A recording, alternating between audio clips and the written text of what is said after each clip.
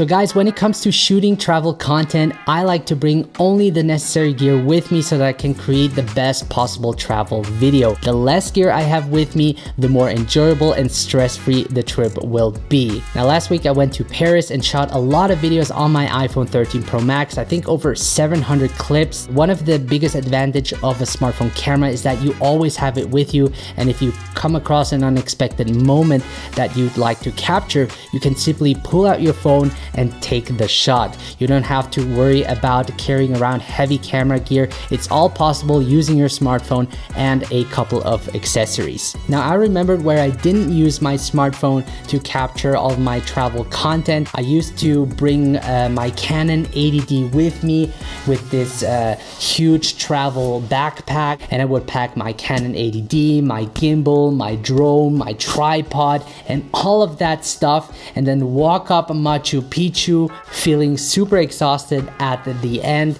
And the funny part is I didn't even use half of the gear during that trip. So guys, keep it mobile.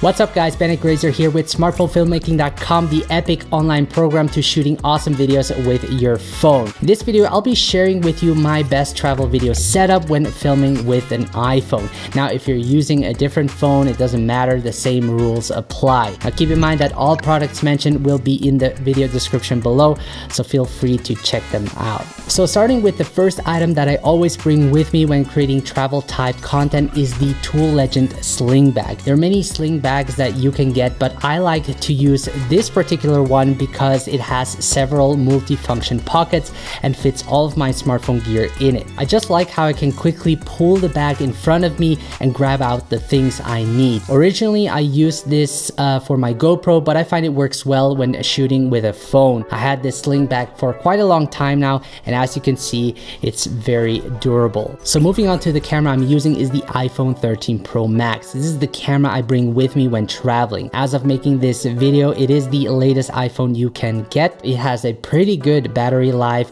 which is important when filming on the go. It has great image quality, and I especially love cinematic mode. I think it works great for shooting medium and close-up shots, as it adds a nice shallow depth of field to your videos. I like to mix it up with the videos shot in the standard video mode to add more interest. And what's great is that you have 3 lenses on the back. This allows me to get a variety of different focal length without the need to use third-party lenses. I can quickly switch between the lenses to get the desired shot I need. I like using the telephoto lens a lot whenever I can't get closer to the subject. Now the telephoto lens by Sandmarc is a third-party lens I sometimes use on the built-in telephoto lens that allows me to get 4.5 times closer. Now you could zoom in, but zooming in too far will eventually degrade the image quality. Now for those that only have one lens, I do recommend getting a telephoto lens, as it does look nice on the subject's face and you can get a closer shot.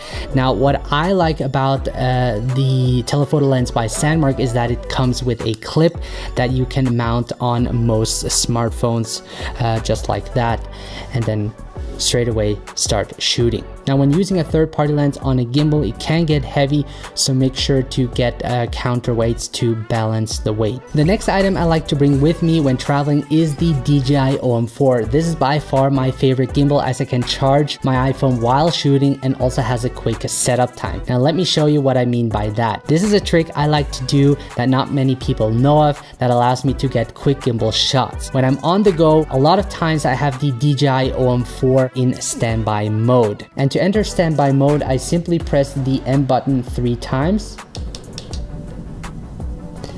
and I can quickly fold it and leave it that way.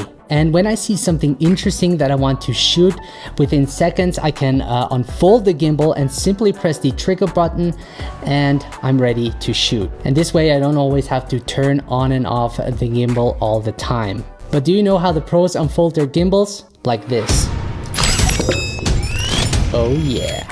Now this is no joke, I sometimes really unfold the gimbal just using one hand. Now what's great about standby mode is that I'm also able to charge the gimbal. And during my trip to Paris, I always ended up charging my phone because shooting in Filmic Pro does use up a lot of battery. And if I want to go handheld, I can quickly detach the phone from the gimbal, so I can simply turn it off, fold it back, take it off. that simple. Now, when shooting with the DJI OM 4, I never have a case on the iPhone 13 Pro Max as it adds more weight and doesn't really fit with the magnetic clamp, but at no point during my trip did it fall off the gimbal. So I highly recommend the DJI OM 4 as it does the job well and has everything you need for capturing those moments. Something else you should use when shooting travel content is Filmic Pro, which is a professional video app that allows you to have full control over your camera.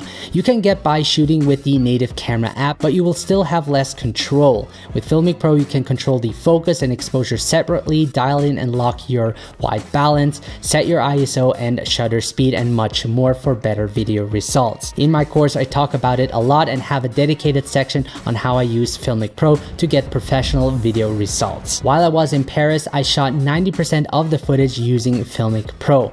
I'm actually currently working on the video of Paris and it's going to be pretty cool. Now, I'm really glad that Filmic Pro made such an advanced video app for those wanting to take their mobile filmmaking skills to the next level.